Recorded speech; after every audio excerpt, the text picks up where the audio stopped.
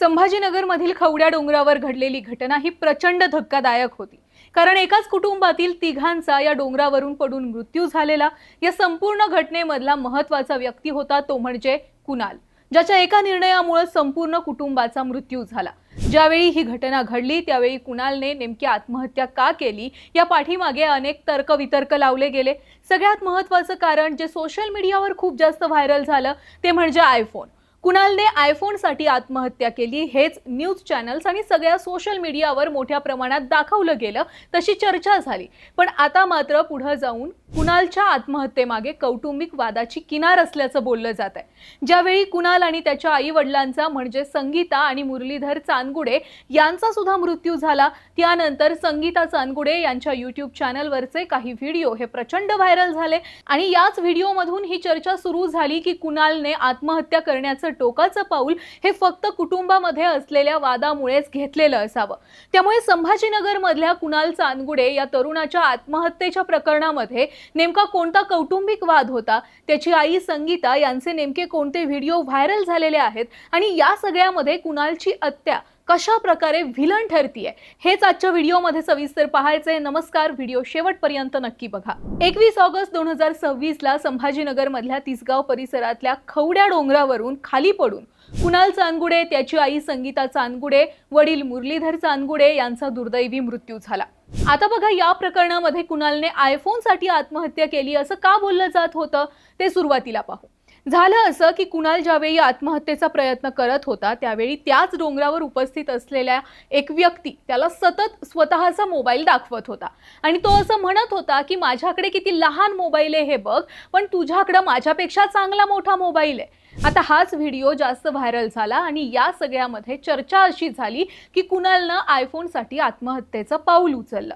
बरं, यासोबतच तिथं उपस्थित असलेल्या नागरिकांमध्ये अशी चर्चा सुद्धा सुरू होती की कुणालकडे सध्या जो आयफोन आहे त्याचे हप्ते बंद झालेले होते। हे हप्ते भरण्यासाठी कुणालकडे पैसे नव्हते आणि कुणालच्या वडिलांनी काही दिवसांपासून कुणालला पैसे द्यायचे बंद केलेले होते आणि त्यामुळेच कुणालने आत्महत्येचं पाऊल उचललेलं अशी चर्चा झाली। आता बघा, याच सगळ्या चर्चांमुळे कुणालच्या आत्महत्येमागे आयफोनचं कारण सांगितलं गेलं। पण अगदी दुसऱ्याच दिवशी कुणालच्या काकांनी सोशल मीडियावर एक बाईट दिली आणि त्यामध्ये ते असं म्हटले की कुणालकडे आधीपासूनच आयफोन होता, त्यामुळे आयफोनसाठी त्याने आत्महत्या केलेली नाहीये। मग कुणालनं हे टोकाचं पाऊल नेमकं उचललं का हा प्रश्न सगळ्यांच्या मनात आला।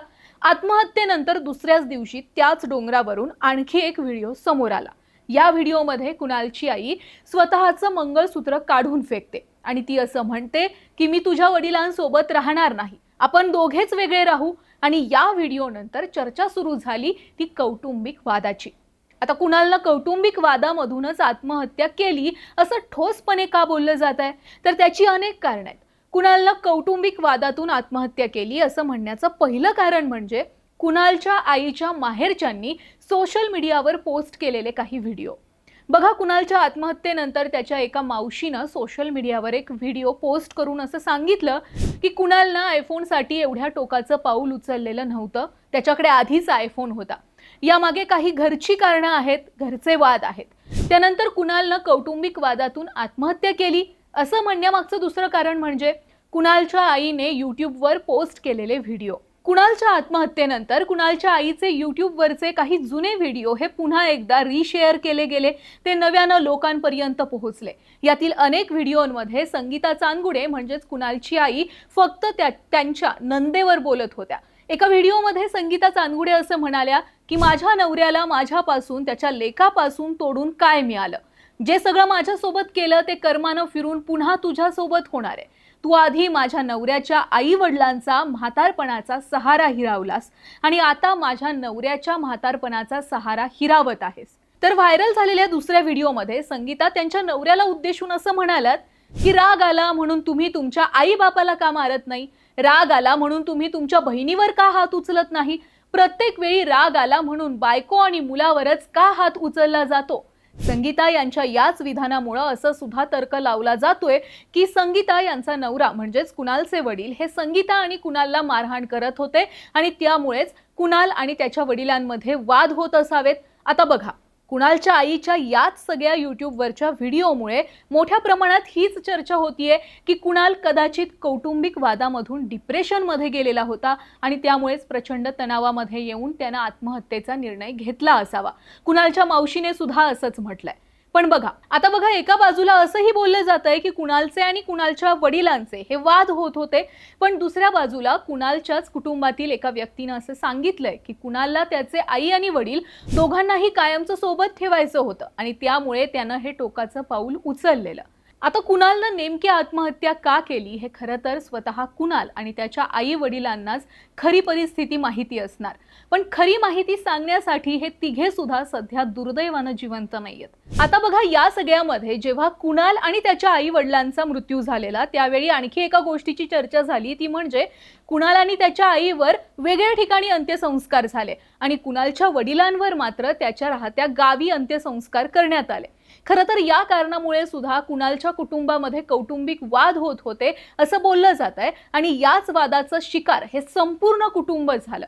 कुणाल आणि त्याच्या आई वडिलांच्या मृत्यूनंतर फक्त कुणालच्या आजोळच्या लोकांकडून जास्त प्रमाणात प्रतिक्रिया मिळत होती, मात्र कुणालच्या वडिलांच्या घरच्यांकडून कोणतीही प्रतिक्रिया मिळत नव्हती। अशात कुणालच्या आजोबांनी म्हणजेच मुरलीधर चांदगुडे यांच्या वडिलांनी एक प्रतिक्रिया दिली। यात ते असं म्हणाले की कुणालच्या वडिलांनी कुटुंबाच्या विरोधात जाऊन लग्न केलेलं होतं। कुणालचे वडील ज्यावेळी नोकरीसाठी संभाजीनगरला आलेले त्यावेळी घरातल्या कुणालाही कल्पना न देता त्यांनी संगीता यांच्याशी विवाह केलेला होता। या विवाहानंतर कुणालच्या वडिलांचा आणि संगीता यांचा त्यांच्या सासरच्या लोकांसोबतचा संबंध पूर्णपणे संपल्यात जमा झालेला। पण मग असं असताना कुणालच्या आईच्या व्हिडिओमध्ये सातत्यानं नंदेवर आरोप का केले जात होते? चांदगुडे परिवाराच्या दुर्दैवी अंताला कुणालची आत्या जबाबदार होती का, अशी चर्चा सुद्धा मोठ्या प्रमाणात सध्या सुरू आहे। या घटनेमधून खरं तर एक गोष्ट लक्षात आली आहे की हसतं खेळतं कुटुंब हे सुखी का असतं आणि घरामध्ये कौटुंबिक वाद का असू नयेत। संभाजीनगरनं कौटुंबिक वादामधून एकाच घरातल्या तिघांचा मृत्यू झालेला पाहिलाय। या सगळ्या प्रकरणामध्ये खरोखरच कौटुंबिक वाद हे कुणालच्या आत्महत्येचं कारण होतं की यामागे आणखी कोणतं वेगळंच कारण आहे हे पोलीस सध्या तपासतायत। पण सध्याच्या घडीला मात्र कुणालनं आयफोनसाठी आत्महत्या केलेली नाही हे समजून घेणं तितकंच महत्त्वाचं आहे।